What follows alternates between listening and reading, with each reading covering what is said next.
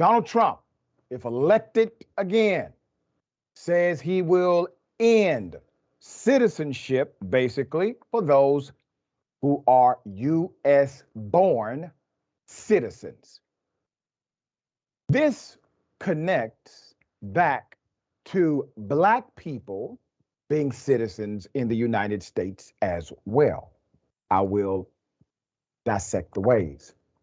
All right, let's put it up. Donald Trump said on Tuesday that if elected president again in 2024, he will seek to end automatic citizenship for children born in the United States to immigrants in the country illegally. A plan that contradicts how a 19th century amendment to the U.S. Constitution long has been interpreted. Trump, who is, by the way, the front runner for president in the Republican primary, in an increasingly crowded field of candidates, said in a campaign video posted to Twitter that he would issue an executive order instructing federal agents to stop what is known as birthright citizenship. Any such action by Trump would be certain to draw a legal challenge. Now, what is Donald Trump saying he would do? Well, number one, he's saying he's willing to rush to the bottom. This is a rush to the bottom in order to excite the bigots inside of the Republican Party. Call it for what it is. Who gets excited over the idea of eliminating birth citizenship in the United States of America? You're born on American soil. You are an American, period. Who wants to get rid of that? Individuals who are bigoted. Let me talk also to the Republicans who are going to be silent knowing that is wrong. You're part of the problem. You see, in multiple states, they're already trying to eliminate things like the Black caucus in the Republican Party, the Hispanic caucus in the Republican Party. Do you see what they're doing? They're dismantling not the caucus, they're dismantling your position to actually affect policy. Birthright citizenship arises from the Constitution's 14th Amendment, which was ratified in 1868, 3 years after the conclusion of the American Civil War that ended the practice of enslaving Black people in southern states.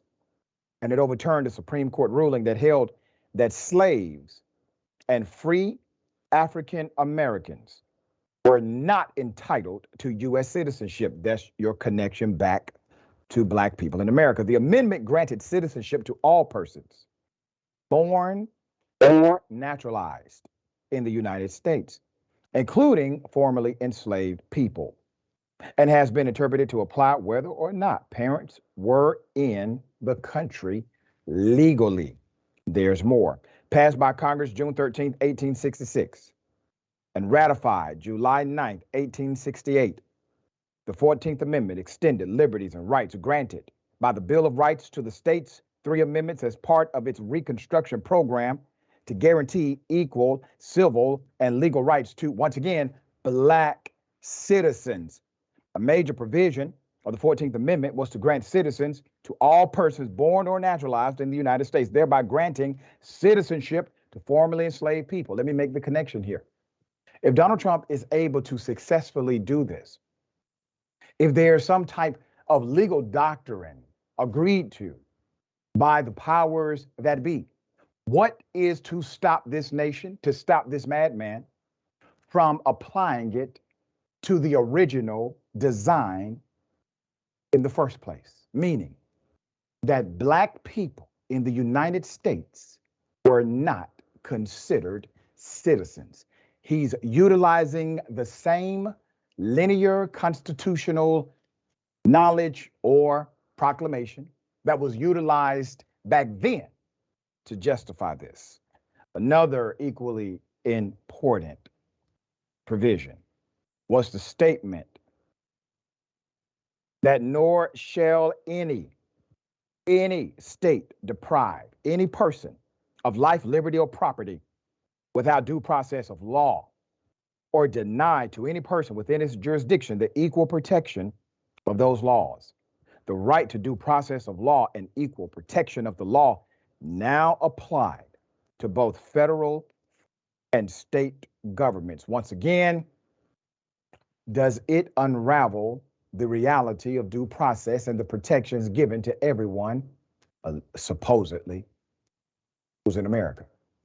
There's more. The special counsel investigating former President Donald Trump in efforts to cling to power after he lost the 2020 election has now subpoenaed the staff members from the Trump White House. This is a big development and it is connected. I will explain. The subpoena goes to members from the Trump White House who may have been involved in firing the government cybersecurity official whose agency judged the election the most secure in American history, according to two people briefed on the matter. We have up Jack Smith. The team is being led by him. He is special counsel. He has been asking witnesses about the events surrounding the firing, specifically of Christopher Krebs, who was the Trump administration's top cyber security official during the 2020 election. According to his assessment, the election was secure. That was at odds with the narrative, the false narrative presented by Trump and his allies. Mr. Smith's team is also seeking information about how the White House, including in the Presidential Personnel Office, approached the Justice Department with Trump, which Trump turned to after his election loss as a way to try to stay in power. People familiar with the question said. The investigators appear focused on Mr. Trump's state of mind surrounding the firing, as well as establishing a timeline of events leading up to the attack on the Capitol by a pro-Trump mob on January 6, 2021. The latest subpoenas issued roughly 2 weeks ago went to officials in the personnel office, according to the two people familiar with the matter. Now, I'm going to connect the dots here. Donald Trump is going to continue to say the most sensational, outrageous, bigoted, racist things you can imagine. He's willing to end birthright citizenship. He's willing to actually dine, have dinner with proud, proclaimed white supremacists. He gives no apology for these things. And now, these subpoenas, they have gone forward. He's going to get worse. He's attempting to create such a stir inside of the Republican Party that the elements against him, as it relates to these various investigations, will all simply be categorized as a witch hunt, but it is not. There's evidence, there's conspiracy, there's malfeasance, there's felonies that have been committed by the former president of the United States. Now, why does he think he can successfully do this? Because he did it before. See, he has realized that many in the Republican Party are actually weak. Let me say that again. Many in the Republican Party are actually weak. Now, they walk around with bravado as if they are strong, as if they are somehow a man's man, but they have allowed one man to universally define what and who they are without pushback because they are afraid. Mike Pence is afraid. Mitch McConnell is afraid. Ted Cruz is afraid. Rubio is afraid. They're scared. Trump knows this. Even Ron DeSantis is afraid to a degree because they know Trump can, let's say, animate certain members of the GOP to come at them. Now, while those members may be in the minority numerically, they are stronger than those who are not, because they're willing to be loud, to be bold, and to be aggressive. Trump knows this about his people. All right, we'll follow as it develops. Good brother, what are your thoughts? Well, I think you made two very important points. And the first one was the race to the bottom. And, here we're talking about Trump eliminating birthright citizenship. But he also mentioned that if he was reelected, that he would reinstate the Muslim travel ban. And then you have people like Ron DeSantis, who is the second person in the race in the Republican primary, far behind Trump, but nonetheless second. Saying that if he gets into office, then he's going to repeal the First Step Act, which Trump actually put into place, which, was one of the few things that you could nod your head at that happened under his administration. But, really thinking about what that would mean, just taking away people's one of the things the First Step Act was give people easier access to rehabilitating themselves in the job market.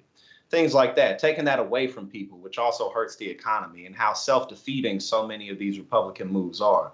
But also you pointed out that there's no reason to think that Trump wouldn't do whatever he could to repeal the 14th Amendment or change it in some type of way or take away birthright citizenship, because he's done what he wants to do before. And Republicans are doing that now. They reversed Roe v. Wade state by state. They're passing the 6-week abortion bans. They're doing everything they can to make it more difficult to vote. We're seeing this happen in real time. So while this may alienate a certain portion of the voting base, like independents or swing voters, at the same time, we know that you don't need to win by popular vote in this country. That's right. That part.